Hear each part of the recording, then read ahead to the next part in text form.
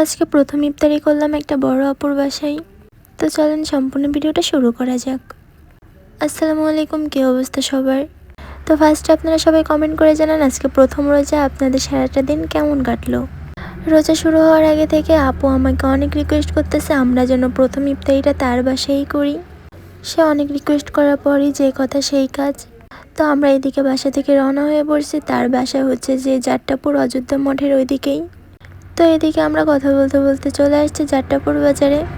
আজকে প্রথম ইফতার সাধারণত সবাই সবার বাসাতে ইফতার করে। তো আমরা আমাদের প্রথম ইফতারটা আপুর বাসায় করে অনেক ভালো লাগছে আমাদের। তো এদিকে আমরা আপুর বাসাটা খুঁজেই পাচ্ছি না। এখানে এসে দাঁড়িয়ে আপুকে কল করে শুনতেছিলাম যে তার বাসাটার লোকেশনটা কোথায়। তারপর আর কি জায়গাটা সুন্দর দেখে আমি এখানে হাঁটাহাঁটি শুরু করে দিয়েছি, কেননা আমার বসে থাকতে একদমই বিরক্ত লাগতেছিল।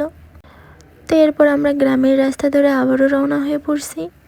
কিছু তো যে সবার কাছে জিজ্ঞাসা করতেছিলাম। তবে আশা করি আজকে আলহামদুলিল্লাহ সবার রোজাটাই অনেক ভালো কাটছে। তো এখানে অনেক সময় অপেক্ষা করতে করতে আমরা মনে হয় তাদের বাসার কাছাকাছিই চলে এসেছি। তো এখানে এসে আমরা না পেরে আপুকে আবারও ভিডিও কল দিছি। আর আপু হচ্ছে ভিডিও কলে থেকে আমাদের লোকেশনটা বলে দিচ্ছিল। তারপর আর কি ফাইনালি আমরা তাদের বাসার সামনে চলেই আসছি। গাড়িটা এক সাইডে রেখে তাদের রুমের ভিতরে চলে যাচ্ছি এখন আমরা। আপনারা অনেকেই হয়তো আমার আগের ভিডিওতে দেখছেন আপুর সাথে আমি একসাথে চা খাইছিলাম, মাজারে ঘুরছিলাম। আর এইটা কিন্তু সেই আপুটার বাসায় চলে আসছি আমি। তো এদিকে আজানের টাইমও হয়ে গেছে। আপু আমাদের অনেক কিছু খাইতে দিচ্ছে ইফতারিতে।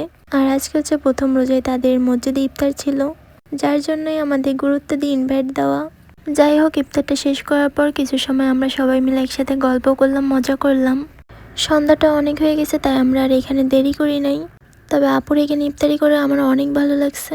আর আপুকে অসংখ্য ধন্যবাদ থাকলো। তো আজকের ভিডিওটা এই পর্যন্তই ছিল। আল্লাহ হাফেজ, ভালো থাকবেন সবাই।